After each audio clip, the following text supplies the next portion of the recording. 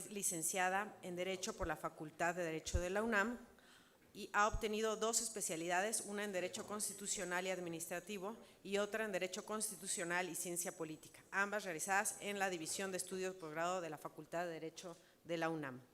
Además, cuenta con un diplomado en Estrategias Jurídicas del Comercio Exterior, otorgado por el Instituto de Investigaciones Jurídicas, y un doctorado en Derecho Constitucional por la Universidad Complutense de Madrid. Ha sido miembro del Sistema Nacional de Investigadores y del Instituto de Investigaciones Jurídicas de la UNAM, así como de otros consejos de asesores y editoriales nacionales e internacionales, como el Centro Europeo para el Derecho al Consumo. En su trayectoria como docente ha impartido clases de nivel licenciatura, maestría y doctorado en distintas universidades públicas y privadas, entre ellas destacan la UNAM y la Universidad Iberoamericana, entre otras. La doctora María del Pilar cuenta con distintas publicaciones, siendo la más reciente La Administración Pública y Estado de Derecho post-pandemia en México, los nuevos desafíos en la administración pública en una esperada época de post-pandemia. Actualmente la doctora es investigadora titular C de tiempo completo en el Instituto de Investigaciones Jurídicas de la Universidad Nacional Autónoma de México y ejerce este cargo desde 1990. Muchas gracias, doctora, bienvenida. Muchas gracias, diputada Mónica Rojas. Gracias a las señoras y señores legisladores que están presentes, desde luego al presidente de la Comisión de Puntos Constitucionales, el diputado Robledo, a los líderes de los grupos legislativos, al diputado Mier, me parece que el diputado Reginaldo ya se retiró, pero les agradezco su presencia. Cuando la diputada Mónica Rojas me hizo esta gentil invitación, verdaderamente me sentí muy complacida. Y me sentí muy complacida en un ámbito de reflexión en donde, desde luego, ustedes han podido reunir no solo a investigadores, sino a prácticos de la jurisdicción. Acaba de hablar el maestro Froilán y, consecuentemente, también otro discente del derecho, al menos en el ámbito electoral, como lo es Armando Cruz. Pero tenemos aquí a un ministro en retiro que, desde luego, en su estadía de 15 años en la Suprema Corte de Justicia de la Nación, tuvo un papel verdaderamente relevante. Y no menoscabando, desde luego, a las 11 ministras y ministros que hoy integran el Tribunal de Vértice de la Jurisdicción Constitucional en nuestro país. La diputada Rojas nos hizo una encomienda, nos dijo constitucionalidad y convencionalidad de los mecanismos de participación ciudadana en los temas de relevancia nacional. Armando Cruz, ya que me antecedió en la palabra, ya hizo referencia a algunos instrumentos internacionales, desde luego de carácter universal, pero también hay otros de carácter regional que propiamente nos rigen en el caso de la observancia por imperativo del artículo 133 de nuestra Constitución Nacional, que es el Pacto de San José.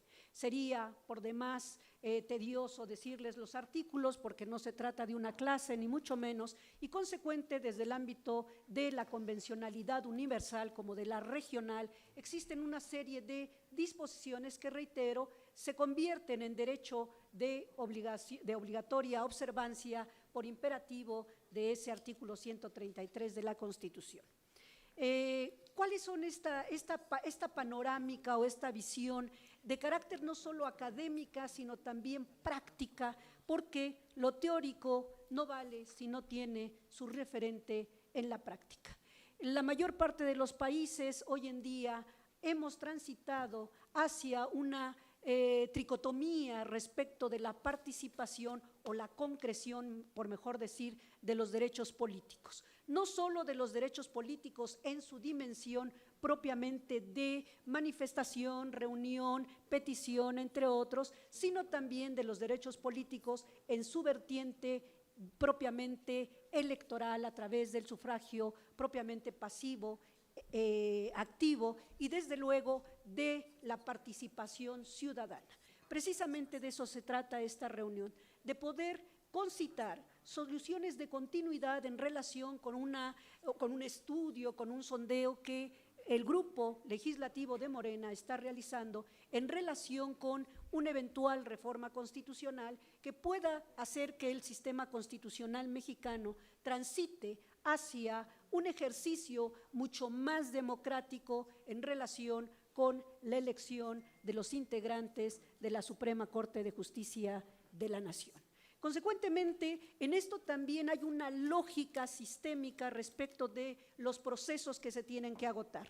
Nosotros, en relación con esta tercera dimensión, democracia representativa, democracia propiamente ciudadana y democracia directa, tenemos previsto en la fracción octava del artículo 35 constitucional precisamente un mecanismo que el actual titular del Ejecutivo Federal ha utilizado, no siguiendo los cánones más estrictos, más ortodoxos de lo que prescribe el propio 35 constitucional en esa fracción octava, pero sí al menos en clave de ejercicio democrático de participación ciudadana. Si nosotros recordamos, el único procedimiento de consulta ciudadana en el cual por prescripción del artículo 35, fracción octava, ha intervenido el órgano administrativo electoral ha sido precisamente el de la responsabilidad de los expresidentes de la República.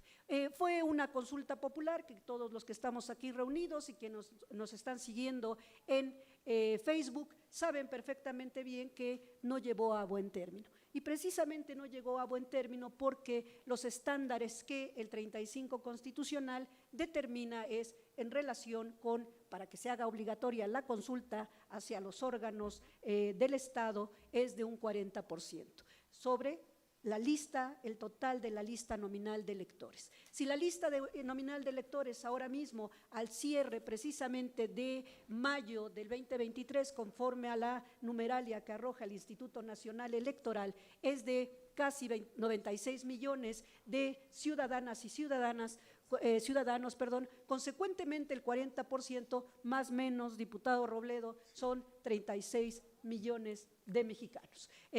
Sin mal no recuerdo, en el 2021 fueron 7 millones de ciudadanos los que se alcanzó en votación y que fueron debidamente registrados por el Instituto Nacional Electoral.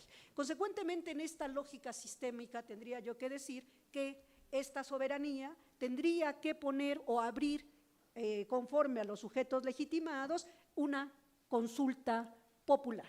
Y consecuentemente, esta consulta popular, conforme a este procedimiento, tendrá que ser validada en su constitucionalidad por el órgano que aquí se trata de reformar.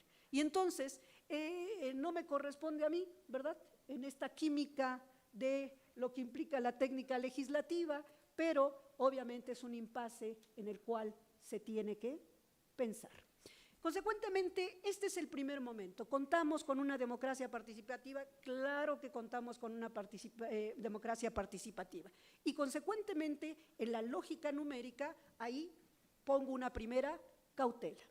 Segundo momento, no solo es una cuestión de teoría, porque me permití seguir la sesión de la semana pasada, desde luego grandes compañeros y desde luego una gran mujer como es la directora del Instituto de Investigaciones Jurídicas, que reiteramos la cuestión desde la teoría, pero no mucho desde la práctica. Y consecuentemente aquí se trata de un ejercicio más material, más asible, que verdaderamente nos permita transitar a esta solución de continuidad de la cual hablaba yo en un primer momento. ¿Por qué? Se habla, ya lo dijo el maestro Froilán, ya lo mencionó también Armando, de analizar el contexto en clave de comparación propiamente jurídica y propiamente más específicamente constitucional respecto de cuáles son los modelos que hasta ahora han imperado, más allá del modelo norteamericano, de los modelos anglosajones, propiamente lo que se refiere al contexto más cercano, más asible, más vivible de lo que es nuestra región, desde México hasta propiamente la Patagonia. Y en esos ejercicios, los modelos, y el diputado Robledo me estaba dando hace rato una clase de cómo son los modelos de integración de tribunales, cortes constitucionales, y propiamente ninguna de ellas se salva de un sistema binario o de un sistema compuesto, de un sistema mixto. El modelo político que nosotros tenemos, que es el mismo que se ejerce o se pone en marcha en el caso de los Estados Unidos de Norteamérica, en donde el presidente de la República propone, y es precisamente el Senado quien realiza el nombramiento propiamente dicho, después de obviamente dar la certeza de validar los requisitos de elegibilidad.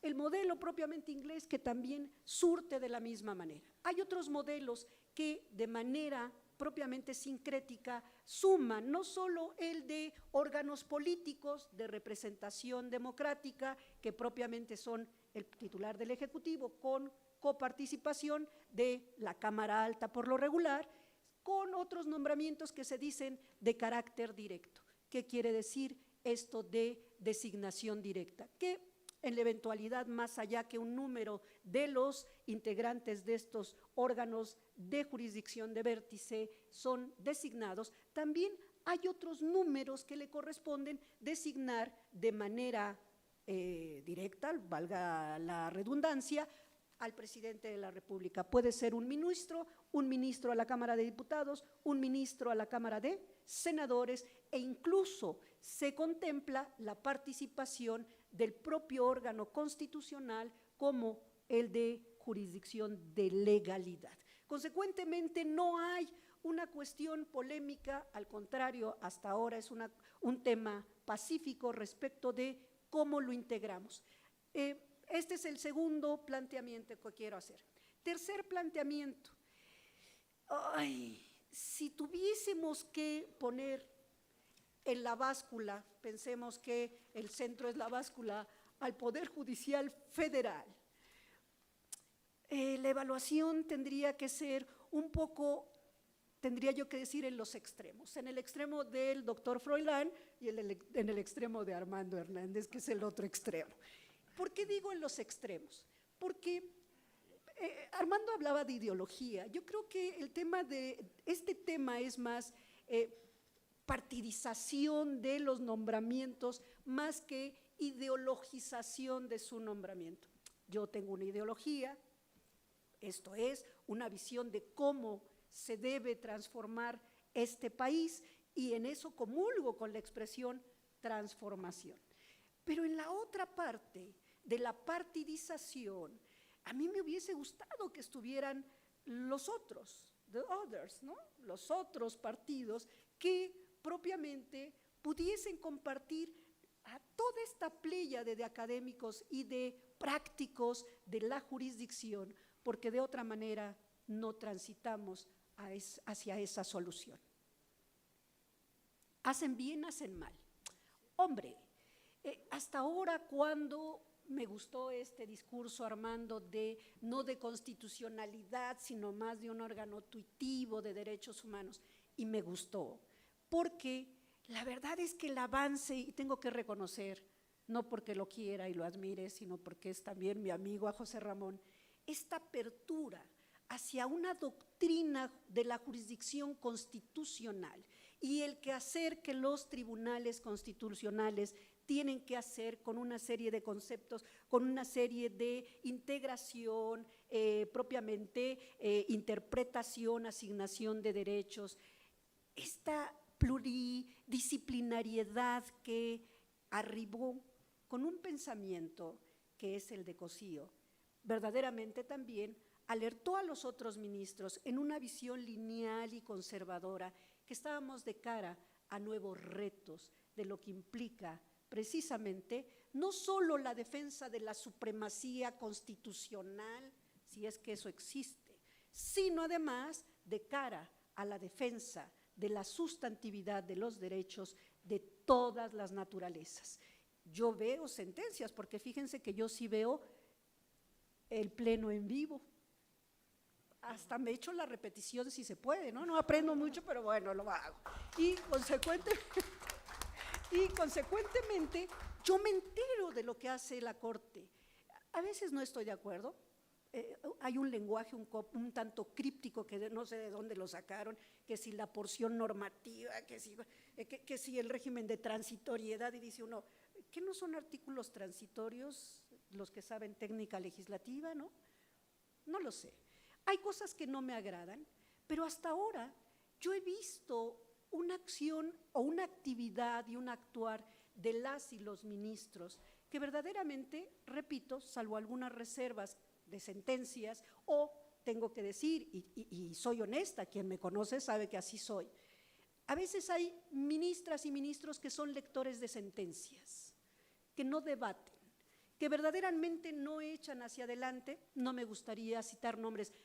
Tengo nombres paradigmáticos: Aguilar, el ministro Pérez Dayán, el ministro, bueno, todos estos ministros que verdaderamente me agradan. Hay otros que han llegado y leen y no me agrada, porque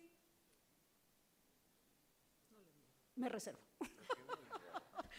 Pero quiero decirles que hasta ahora no hay un viso de cuestionamiento en su actuar. Si ellos son los que custodian esta supremacía constitucional, si ellos son los que nos han dado a conocer a través de la divulgación, que es el bloque de constitucionalidad, cuáles son los frenos y los pesos y contrapesos, los frenos que hay entre los órganos, me parece que tendríamos que ser mucho más cautelosos en cómo y bajo qué parámetros tenemos que evaluar ese actuar.